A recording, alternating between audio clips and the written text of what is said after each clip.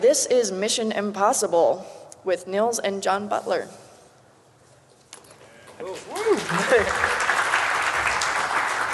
This is our totally non-marketing compliant front slide. Normally we present this with some crazy light show and music, but logistics. Cool, and this is the branded one. Cool, so we're going to be talking today about the security of mobile point-of-sale devices. We'll explain a little bit about what they are and about why you would want to use them over traditional, more larger POS systems. And we're going to discuss the methodology we went about assessing these devices and then the vulnerabilities we found. We've got some pretty cool demos. Right, yes. Cool, so I'll let Nils introduce himself. Yeah, my name is Nils. I'm a security researcher at MWI in the UK. Previous research focused on mobile systems, specifically Android, and also other payment systems, such as 2 years ago I presented here on the traditional payment terminals, and we did some research into ATMs as well. So yeah, that makes me John. I head up MWR's research in the UK, so everything you see on our kind of lab site. My background is kind of vuln dev and reverse engineering, and my interests sort of around browser security and sandboxing, as well as obviously payment security. So yeah, we kind of differentiate between mPOS and regular POS systems. So anything which is kind of larger and has a big computer backend is what we'd consider more traditional POS systems. What we're discussing today is mPOS, which are these kind of little devices here. They're basically small little Linux device which you pair with a mobile device, and then you can use that combination to make payments, specifically card payments. These are coming about, I think, because everything is going mobile, and this is no exception. The reason why these are interesting is because right now they're kind of being aimed at smaller businesses. So these devices are really cheap. They don't come with a huge contract and setup and that kind of stuff. They are sometimes used by larger companies, but in general these are aimed at consumer market. So one example of people who are, a large company using mPOS devices would be Apple, because not only are they cheap, they're also kind of cool, which Apple are obviously all about. So you see when you go into an Apple store and you want to go buy something, they'll just bring an iPad over and, with like a swipe thing. And then they don't need, big registers everywhere, and everything can be super cool and minimal. So there's other reasons to use mPOS than they're cheap. And they are definitely out there. So if we take a sort of contrived business example, and I don't think he's here to appreciate this one, but some of you might recognize this handsome fellow here. So say you were selling some very bespoke software, some high-value stuff, and traditionally, as you can see in that picture, carrying bags of cash around isn't necessarily the most practical way to take payment for this kind of stuff. So this might be an example where mPOS would be a good idea. Because not only do you not have to worry about carrying your bags of cash around, you have a nice portable solution. If you took that as an example, if you make very infrequent payments, then there's no recurring fees. There's a fairly low transaction fee on a per transaction basis. So if he was selling, for example, a timeless Windows XP 0-day for the princely sum of about $50,000, you might expect to pay about $750 in transaction fees, which if you weigh that up against carrying a bag full of cash over the border to his fortress of solitude, you can imagine that's actually quite an attractive prospect. So over here in the US, you guys still have quite a lot of swipe devices. So the very first kind of attempt at mobile point of sale was actually in the US by a company called Square. Some of you might have seen these devices before or similar ones. Essentially, you plug it into the top of your device, so whatever, Android, iOS, into the audio socket, and then you swipe a card through it, and it will basically transfer that MagSwipe data over audio to the app. Then the merchant can use the app to enter the amount and do the whole sort of transaction. So we didn't really look at this because this is basically a mobile skimming device, if you think about it. There's no real security here. You're basically just swiping your card into some dude's phone. And if we know anything about mobile security, that's not a great idea because it's probably not just that app which is listening for that audio. And yeah, you guys in general don't have widespread chip and pin adoption, although that is starting to make its way in slowly.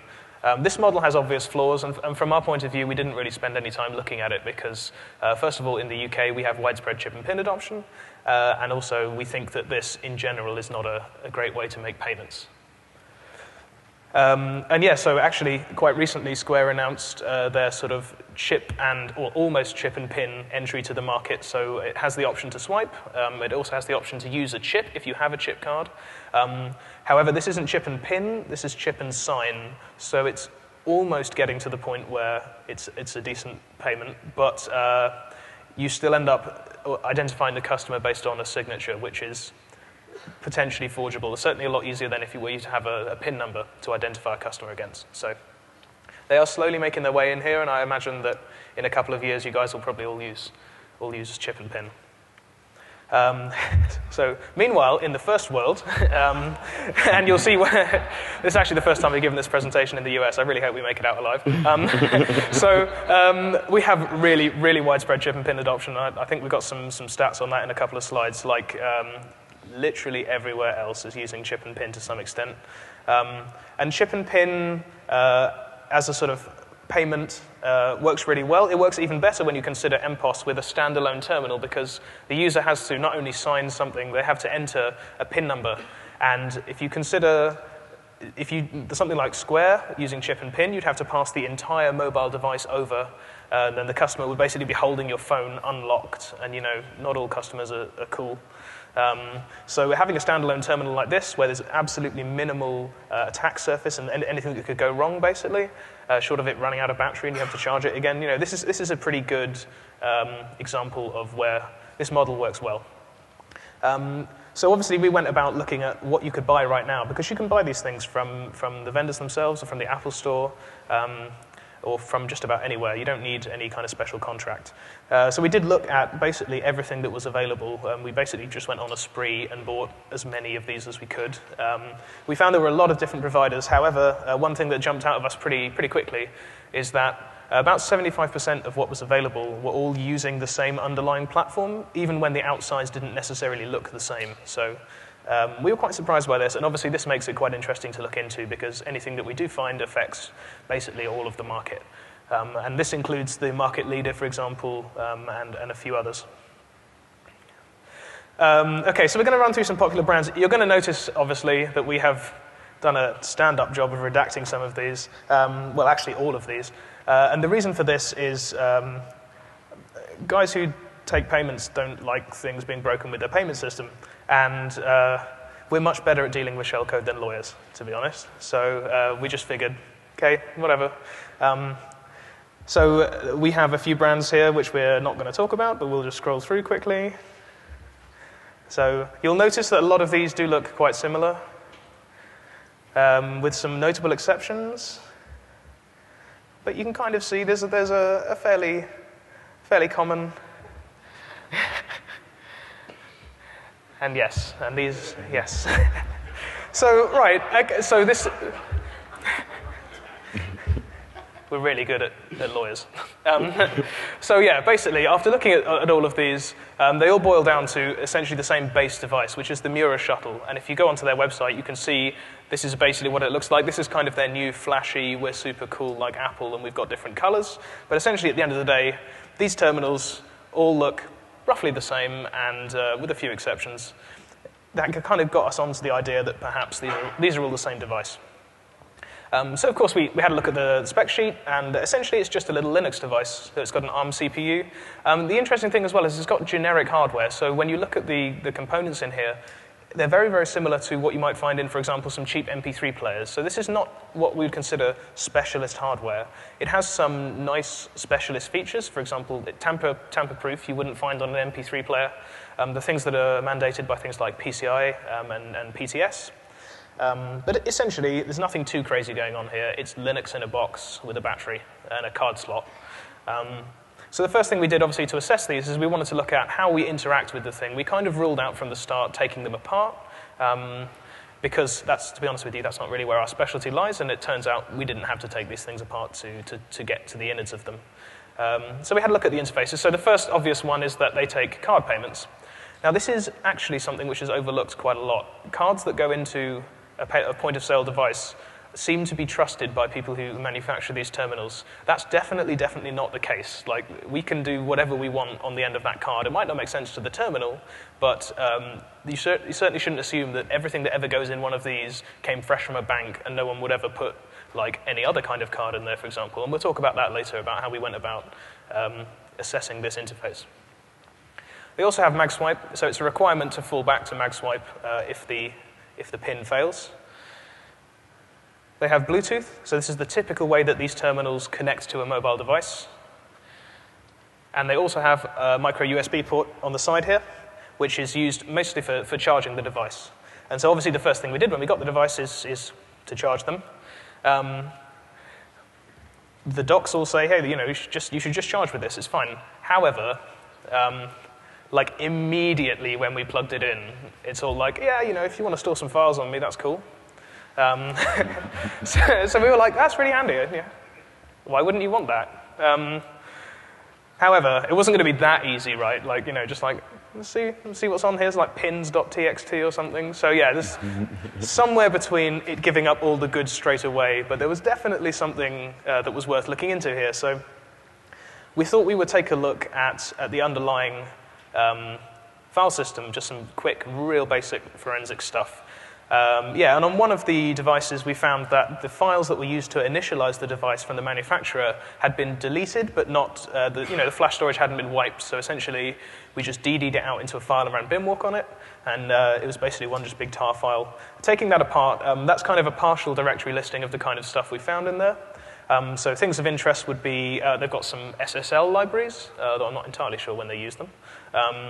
They have the Bluetooth libraries that are used for the communication, and they also have this retail API, which is the main payment application on the device that basically drives all the interaction with the device. And also they have some like pinbypass.config and that kind of stuff, which actually were less interesting than it sounds. But so this was basically a really good way to start looking at the device, because already we had basically a lot of the software which is running on there didn't contain any kind of crazy passwords or anything, but it was something that we could load into IDA, because this thing is just an ARM device, and start taking it apart.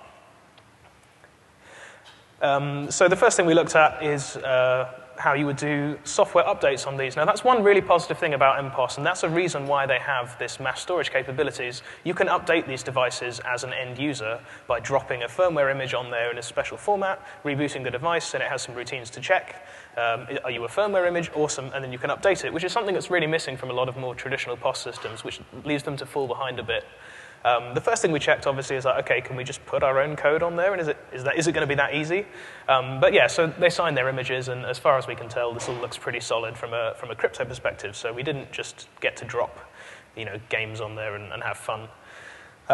However, what we did find is that in analyzing how it does its checking for signing, we found some vulnerabilities in the code which handles that, and we're going to demo one of them now on a terminal. Let's just make sure that's on.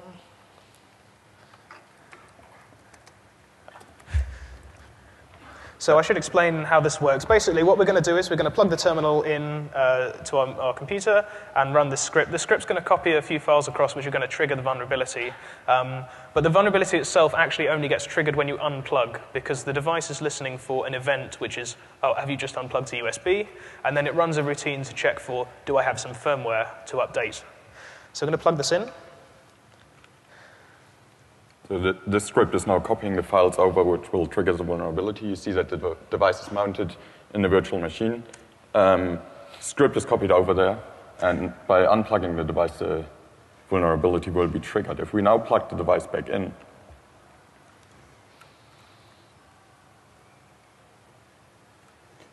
we can now look at the file that has been created. And what we executed through that vulnerability is the command uname-a and ID on the system. And what you see here is that we're running with, in the context of a restricted user, and that is the application, the main payment application on the terminal is running as this user, and that's why the file was created with access of this user. Yeah. However, so that is quite nice, and we thought it's a good start, and then we decided to look at other vulnerabilities that might allow us to get a few more privileges on the device. So essentially what we're going to do now is run a separate script which is going to copy a different set of files across to the device. And we'll do the same thing again. We'll unplug it, so that will trigger the routine with the vulnerability in it. When we plug it back in and it remounts, hopefully we should have another very English file name.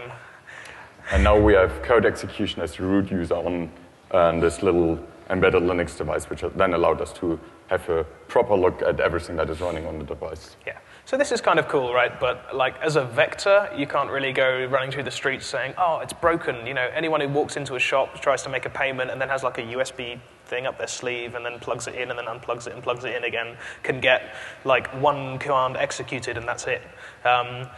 You know, it's nice, and it certainly helps us with taking a look at the device, but we wanted to take a look at some of the other interfaces because we acknowledge that USB is kind of obvious when you're tampering with it.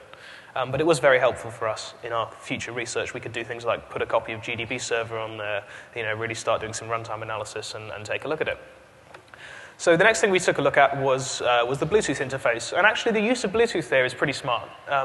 You get some things for free by using Bluetooth, which they didn't have to bother with. For example, it's pretty hard to sniff Bluetooth. You know, it does channel hopping. You have to do pairing first. So, you know, theoretically, no one's going to pair their device with just arbitrary mobile phones and just, you know, because that's a good idea. They should really only do the pairing once, and then once it's done, they can just use that. And technically, no one else should be able to see that, to take that apart. We're not going to try and break Bluetooth in this presentation. You know, there's been stuff about it before. It's, you know, it's difficult, we think. But what we wanted to do is we wanted to see what a paired device can do, because we know that mobile device security can be lacking, and it's certainly not out of the question to have a compromised mobile device where the merchant doesn't know that their phone is compromised. And from there, we wanted to see, okay, if you had compromised this mobile device, can you affect the paired terminal with it? Turns out you can. Spoiler alert. So we basically took apart the Retail API payment application and had a look at what kind of functionality it supported on top of the Bluetooth. So like I said, we're not really looking at Bluetooth as a protocol. On top of that, they had a kind of custom communication protocol that goes over Bluetooth, and we took that apart to see what you can do with it. And yeah, one of the things you can do is file upload, along with a lot of the other things you might expect to do over USB. We hypothesized this is probably to allow you to do remote upgrades, so you don't always have to upgrade the firmware by plugging it in. You could just go on the mobile app and it says, there's a new firmware, and you click OK. It will handle all of the transfer. But what that means is that we can trigger the same vulnerability that we found for USB over Bluetooth, because we can upload files, which is exactly what we're doing when we plug it in over USB. We're just copying them. So essentially, we wrote an adapted exploit which will trigger this vulnerability. And we just went straight for root this time because, you know we can over Bluetooth. So we're going to demo that now on this device. So this device, where we had to redact the name as well, let's call it PayFriend. So the Bluetooth exploit will trigger the update functionality and use the same vulnerability that we demonstrated through USB before in order to get code execution on the device. So the update will be triggered immediately, and now we can open another Bluetooth connection to the device, just an RFCOM address already in use. Interesting. Okay.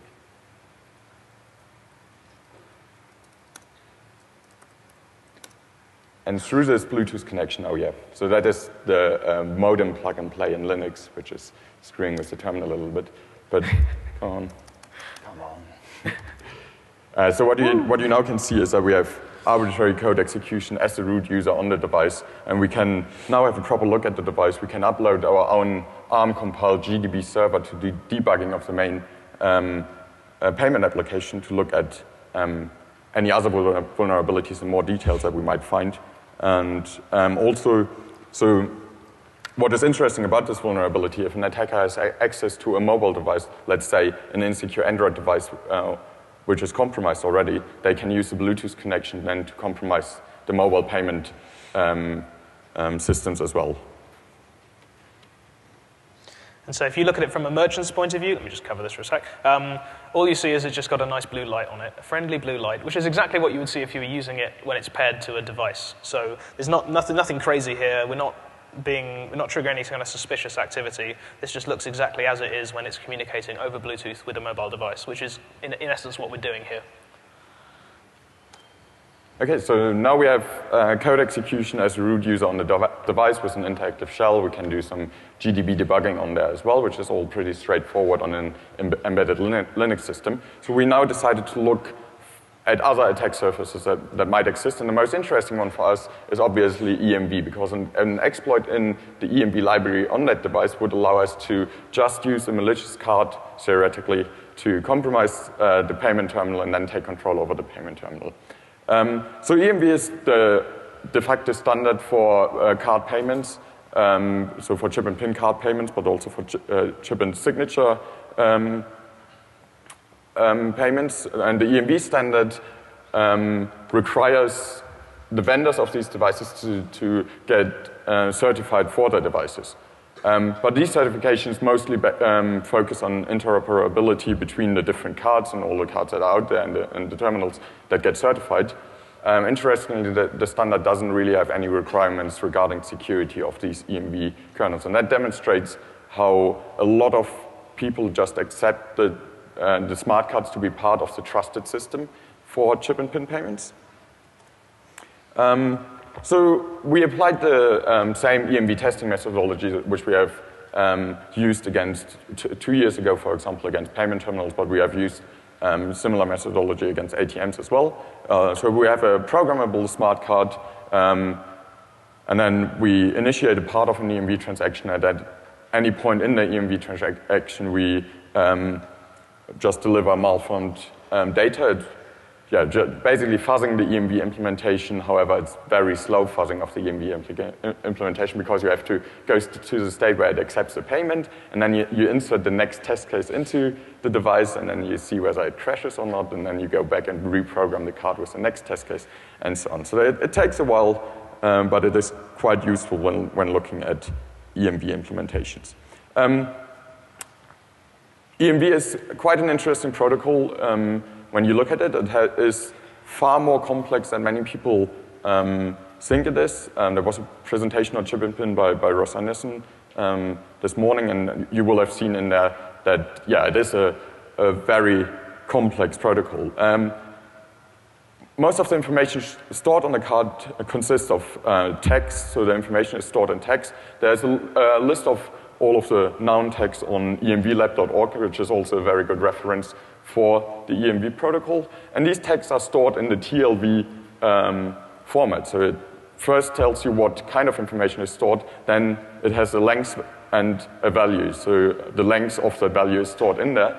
And that is kind of similar to, for example, other protocols or formats like, for example, ASN1. And we all know that there's nothing that can go wrong with ASN1 parsing, right? So these implementations, or many of these implementations, we have found to be very prone to memory corruption vulnerabilities. And most of these, especially when they are running on small embedded devices, will be implemented in C or C++. So there's a good potential for vulnerabilities in there. After a bit of testing, we found a stack-based buffer overflow in the parsing of the EMV protocol. Even though it uses a fairly recent Linux kernel, it doesn't make any use of any exploitation mitigation techniques that you might be able to get on Linux. So there's no NX, there's no ASLR, and actually the bug that we are exploiting is very similar to a bug that we found on a different terminal by a different vendor with different code on the traditional POS terminals. So back then, when we did the demonstration in 2012, we demonstrated the game on one of the traditional payment terminals, a small racing game on these terminals. So nowadays, exploits have to be entertaining, they have to be marketed properly. So we decided to do something similar with this demonstration. And Flappy Bird, at the time of the implementation of our demonstration, Flappy Bird was very popular. So we decided to use that for the demonstration purposes. So for that, we've got a webcam connected to our laptop. Just try to bring that up. Just be careful. So, Yeah, plugs it in. Cool.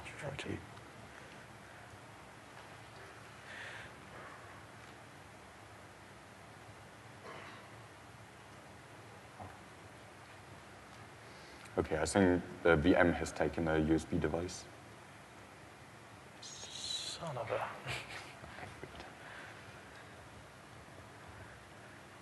Just bear with us a second.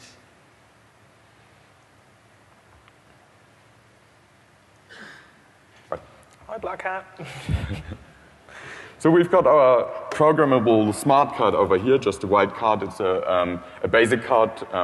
Some of you might be familiar with Java cards. Basic cards are fairly simple to that concept. They come with a very good IDE as well, so that you really quickly get started with those basic cards and get to something useful. What we have to do in our demonstration is, because we don't want to use an actual payment application from one of the vendors of these devices, because that would actually mean we have to start a transaction, and some of our EMV data might be sent to their back end, and we really don't want to do anything that would give them any ammunition. So we have implemented a quick script which is just replaying the same kind of communication that a mobile device does with the device to put it into a payment state. Switch back to video. Yeah. I'm going back to the video capture now, and now you see what's on the screen. It just asks you to enter the card, so it says waiting for card. Cool. So we insert our... God, this is like a three-man job. All right. Cool. So that will continue the payment, and the next step that you see is it asks you to enter the PIN. Of course. Well, obviously you're supposed to shield your PIN.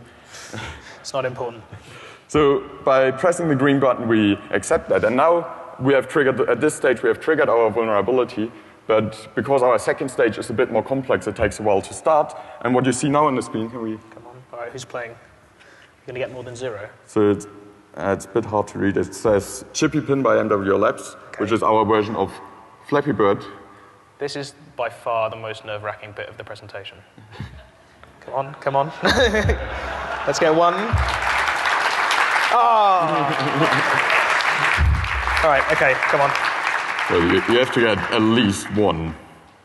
I don't know if any of the Viewpin guys are here, but they played this for hours and didn't get any. So, yeah. Learn to write exploits, guys. Yeah, so John holds the current record with 10, I think? 9. I want double... Oh! So, yeah, we can... the nice thing about this exploit is we kind of unnecessarily use some ROP gadgets. We didn't have to, obviously, but that does make it cross-device.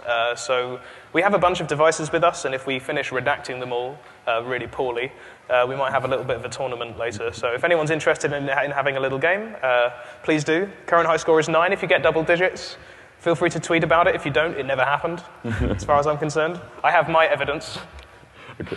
So even though we're just demonstrating on this, in this demonstration that we have a game running on the device, there's several interesting bits to this. So on the one side, you see we have full access over the screen. So whatever is seen by the merchant or customer on the screen, we control now. Remember, we have root access to the device, so quite a lot of access. And we can also control the keypad. So we only use the green button, but we can actually read all of the keys unscrambled and get the input as well. So if we now would forge a payment application which asks for payments, we would be able to control the screen and also read any input on the, into the PIN pad. The exploit, as I said, is a fairly simple stack-based buffer overflow. We only used one static address in one library, which is the same on all of the devices that we have seen so far. So very stable, works across all of the devices that we tested, apart from this PayFriend device, where they don't have a screen on the device. So it probably works, but we can't confirm that. The whole shellcode is 180 bytes. It retrieves the second stage from the smart card. Smart cards actually have a lot more storage than you might think. So in this case, a 4K tarball from the device. It then executes a script, and that script runs the second stage, which is just a compiled ARM binary which replaces the main payment application. So now the interesting question is, what would an attacker do? As I said, well, it's probably not in their interest to play a game on those devices. They are more likely to go after any monetary benefits when attacking those devices. So the pin pad, as you have seen, it only takes one I/O control to put it from the secure mode, where the operating system isn't able to read the input, into the insecure mode, and we have full control over the screen. One of the most likely attacks that we think is viable against those devices is to just display after the pin has been entered. So for all of the following transactions, a try again message, switch the pin pad into the insecure mode, and then capture the pin when it is entered. You can also display a message which asks the customer to fall back to maxstripe swipes, and you can, just by reading the /dev/maxswipe device, you get all of the information that is entered through there. So now an attacker would be able to turn that device into a skimming device without any physical evidence on the device at all. Other modifications an attacker could do. They could change the terminal to accept any card that is entered. Just ignore whatever the card returns when you try to verify a PIN against the terminal, and basically turn this terminal into a yes terminal. And after an attacker exploits a vulnerability like this, they would now be able to use stolen cards, which are actually quite hard to use in Europe or other places that use chip and PIN. And they could turn these devices into devices that accept these malicious cards. Another interesting way where we did some research into as well is we now have a fully compromised terminal. It would be interesting if an attacker could attack the mobile device as well, because that immediately, so a trusted connection to the mobile device already exists, and now the terminal could use the mobile device to get an internet connection for command and control, for example, to send off all of the information that is out there. And they also get the control of the view of the merchant, which allows for many other attacks as well. That would require vulnerability in the Bluetooth protocol parsing on the mobile device side. So we briefly looked at that. All 6 terminals, so for 4 of those terminals, we found that they use the same standard protocol. So the protocol we just replayed against this device is used on most of the devices. However, 2 of the devices decided to implement their own protocol. The implementation we have seen so far, so 5 of those were implemented in Java on Android, so that's far less likely to have any exploitable vulnerabilities just through the Bluetooth protocol. 1 was implemented in native code, which looked a little dodgy in one place, but because they were sending everything that was put into the device, also everything that was coming back, or almost everything from the device, they sent onto their back-end systems, and as soon as you remove the internet connection, that would fail. We weren't too keen to test that and to see whether that works, because that might affect the vendor's systems as well. The iOS implementation, so you would think that the vendor of these devices gives out an implementation to their customers and for using the Bluetooth protocol. Interestingly, all of the implementations are different, are customly made by the vendors. They are mostly implemented in Objective-C with varying degrees of plain C in this code. So there's, and interestingly, there's quite a varying quality of those implementations. So some of them make heavy use of string copy, others don't. So there's definitely some potential for this attack to work. When we reported last year, we started reporting those vulnerabilities to the vendor. They were surprisingly open to our input.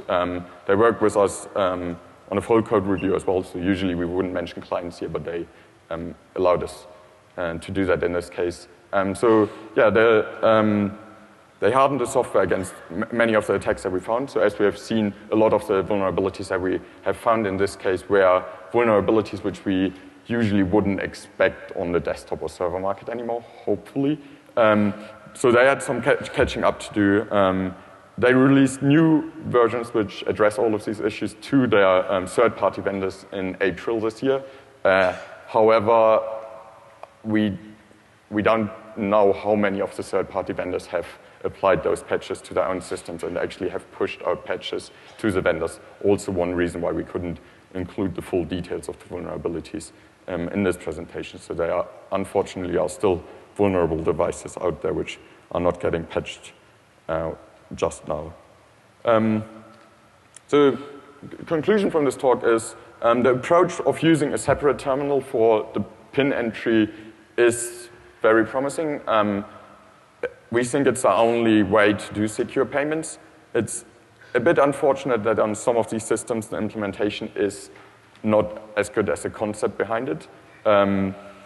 We have seen many basic vulnerabilities which we thought should be addressed by now, but the same vulnerabilities that we have been exploiting in the 90s still apply to some of these systems. But that's exactly what we have seen with traditional terminals as well. So the software quality on those terminals was quite appalling as well. With the introduction of these new systems, it's important to get the implementation right early on so that people don't lose trust in these systems, especially when the US is now moving away from swipe as well. That will lead attackers to look at other opportunities to commit fraud against card payments as well. And it is fairly likely that they will level up in skills as well and not when they aren't able to go after swipe as easily anymore. What was also quite interesting when we were working with the vendor, we saw that EMV and the other standards are not really well defined so that security vulnerabilities can be addressed in a timely manner. So all of these devices have to go through a recertification when a new patch is pushed out or is about to be pushed out to these devices, and that actually took the most time for getting these vulnerabilities addressed. So maybe these organizations could put some work into being able to address security vulnerabilities more quickly. Any questions?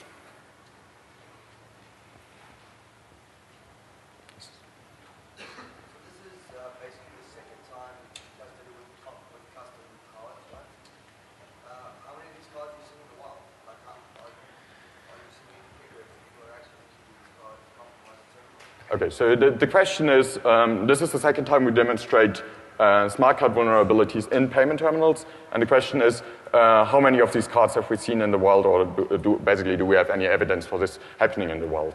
As far as we are aware, and also by talking to people in the industry, this is not currently done by any criminals or exploited by any criminals. Obviously, it would be hard to figure out in a forensic investigation, because when the device is reset, everything will be back to normal.